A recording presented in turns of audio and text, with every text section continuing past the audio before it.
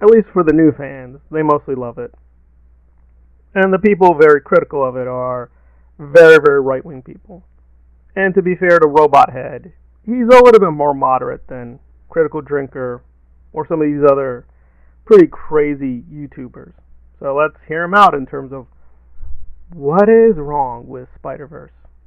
A certain flag's color palette to make sure the kiddie's subconscious is connecting those dots. Woke! Woke! Oh, and if you think the color palette that was chosen for these scenes is just a coincidence, then I've got some lovely bridges I'd like to sell you. Who cares? And I'm not the only one that was sitting in the cinema reading this message loud and clear. The members of a certain group have been very excited. So Spider-Verse bad because it's a Gwen story, not a Miles story or a Peter Parker story. Also, she's trans. I don't know if she actually is trans, by the way. It's not clear, but he's going with Gwen is trans. Okay, and that's a bad story because she's a woman. Alright, what to do with all that? Well, my issue with Gwen doing whatever she does is that she's supposed to be dead. So, minor spoilers for Buffy. This is like Tara. It's like the same thing. Let's say if Tara was a black woman motorcycling through the multiverse. You're like, what? Aren't you dead? So that's the first problem is Gwen is dead. The real Gwen Stacy's dead. So she can't be a spider whatever. She can't be trans. She's dead. She's not supposed to be alive. Again, may not like that, but that is the story. Same thing with Uncle Ben.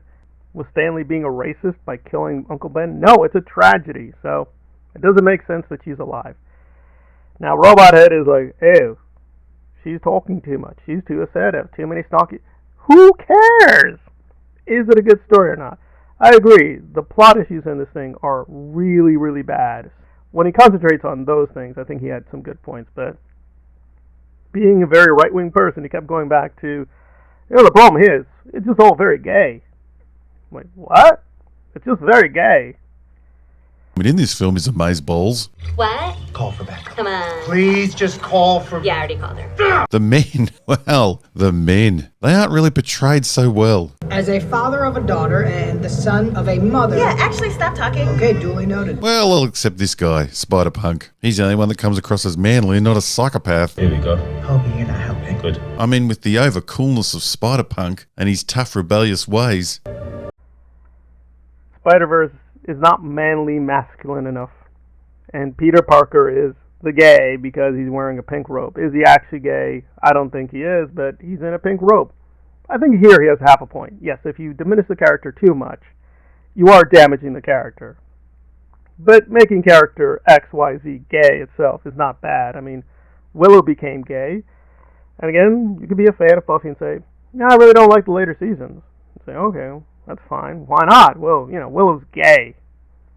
Well, Willow being gay does not make it logically impossible you could have good stories in the later seasons. So I'm going to need a little bit more than character becomes the gay. It would be out of place for Peter Parker to be gay, that's true, but he's not an alpha super masculine man. He never was. So I don't think Robothead really knows the Spider-Man mythology.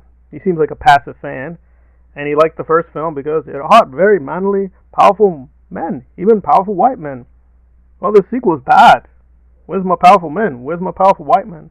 The character was never meant to be constructed as a powerful white man. He's not a white nationalist symbol of patriotic masculinity, so I have no idea what the hell you're babbling about. Still, Spider-Verse is pretty much garbage, but unfortunately the fandom that is rejecting it for pretty weak, superficial reasons. My reasoning would be simple. This does not line up with the canon of the comic books from roughly the 70s to the early 90s. Like it or not, the real Gwen Stacy's dead. She shouldn't be doing all this thing.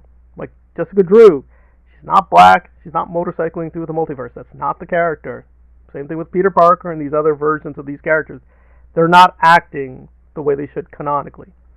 That's my stance. I guess some people don't care about the comic books, but, Spider-Man being a comic book character, we should care about the comic book character. I know, crazy me, but that's my opinion.